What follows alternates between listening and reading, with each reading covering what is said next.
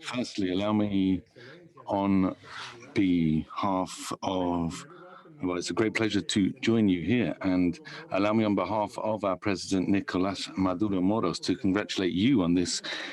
laudable initiative of gathering us here together today, which has been thought up as a space for reflection, analysis, criticism, and definitions of concrete actions to achieve the transformation of the world's food systems in order to achieve the objectives of the 2030 Agenda in the context of the COVID-19 pandemic. Transforming the food system in the Bolivarian Republic of Venezuela has taken place hand in hand with the transformation of our political, social, and productive models since the arrival of the Bolivarian Revolution in 1999 to date, where public policies aimed at ensuring the sustainability of the food system have been the product of active participation and ongoing dialogue with the people and with all constituencies, all actors and stakeholders in the country's food and production system. For this reason, the national dialogues that have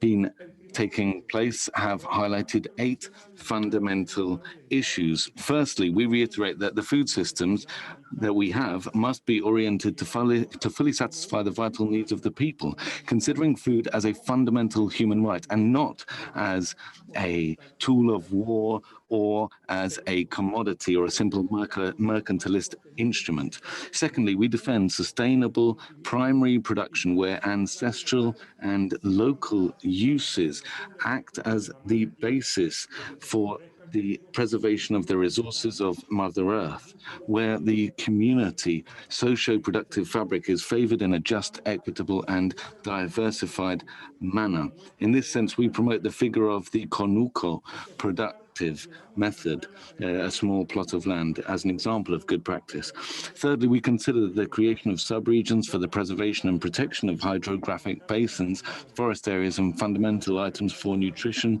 based on geographical potential and prioritizing the production of water as a guarantee of life and care for the planet. We consider these as elementary. We also consider it necessary to recognize, guarantee, and protect the rights of national producers, peasants, fishermen, fisherwomen, agro-urban innovators, small-scale farmers, family producers, medium-scale producers. We consider all of these as protagonists of food production, ensuring financial training and technical assistance. To make science and technology available in an innovative way, all actors involved in food production and processing, enhancing their creative capacities through the establishment of scientific peasant alliances are fundamental. To conceive nutrition and food education and information as a transversal axis in all components of the food system, with the purpose of bringing about emancipation through a powerful communication strategy, we need to create a new culture of consumption which is based on nutritional needs, the food identity of the countries, and all of this must favor the surroundings. It must be in line with the local surroundings and must promote the daily practice of eating consciously, in full awareness and in a healthy manner. All this to counteract the consumption directed by marketing and advertising of large transnationals which threaten the welfare of the population and whose logic invites to acquire more than what is needed, causing a waste of 31% of food between losses and waste. And this is a predatory pattern of consumption. Seventh point is that it is important to empower women in the decision-making processes related to food systems as a bastion in the fight against inequalities, as well as the participation of young people, indigenous peoples, and Afro-descendants,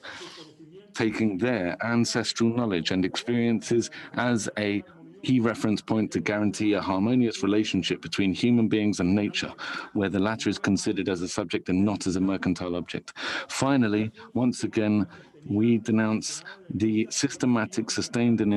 intentional application of unilateral coercive measures by the government of the United States of America and its allies, which have been used as a reference to guarantee a harmonious relationship between human beings and nature. This has had a negative impact on the food and nutritional security of our population, weakening the food system and therefore compromising the integral well-being of the Venezuelan people, despite the enormous efforts made by the government to protect the people and the victims of this criminal war. And this has been done through 18 social food programs that assist more than 8 million families every month, together with a set of 18 social food programs that provide monthly assistance to the population of the country.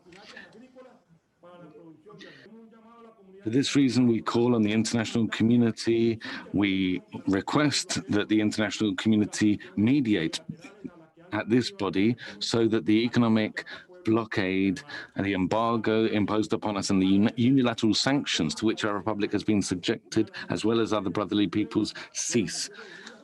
We consider them a clear violation of the United Nations Charter, international law, and international agreements in which the use of food as instruments of war, political interference, and destabilization is condemned. In conclusion, we reiterate our solidarity and